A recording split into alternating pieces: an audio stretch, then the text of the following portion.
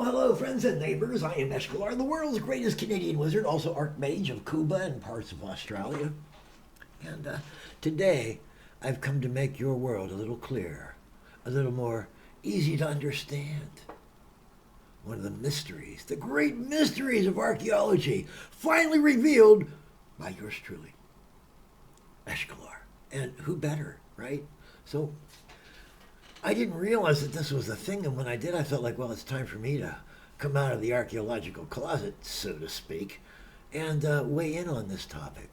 Have any of you out there ever heard of the Nazca lines? They're called petroglyphs. They are lines in the rock of some of the deserts and parts of the altiplano of, Peru, etc.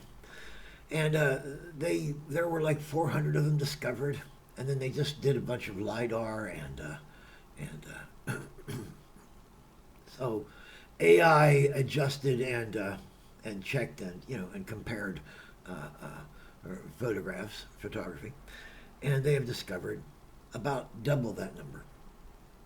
So there are quite a few of them, and people wonder what the heck. Why would you go to that trouble for something that people can't see? Because these are images of animals and creatures and fantastic things that some of them are miles long.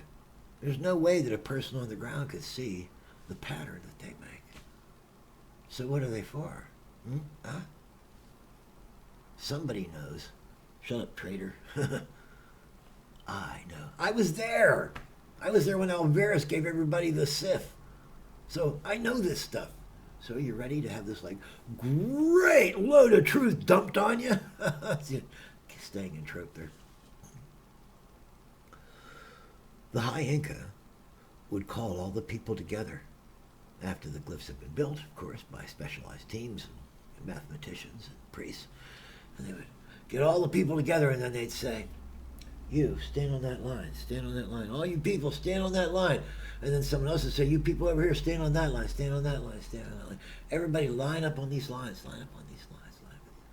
So that all these people were in the form of a whale or a shark or a spider. Like these Nazca lines are illustrations of, some of them of terrestrial phenomena, some of them perhaps not. Some of them from what the Australian natives might call the dream time, because the Incas had a lot of dreamtime stuff to do. I mean, Bolivian marching powder began with the Inca, but still.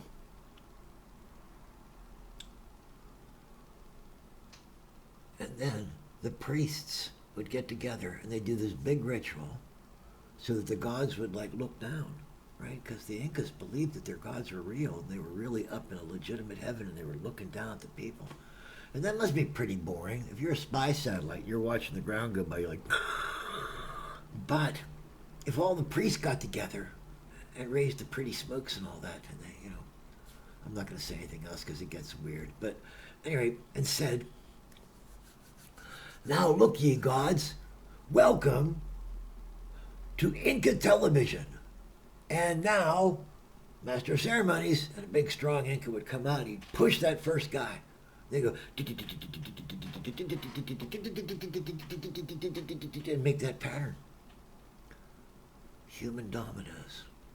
And the gods would be like, oh, and that's a spider. Oh, and that was a whale. And you guys, see, science makes things too difficult because they don't think. They just make models, and then they think, what is the inference that I can take from this particular model that I've made, which is basically me stroking myself? And of course, they're going to get it wrong. They have to. They don't get the dimensions wrong.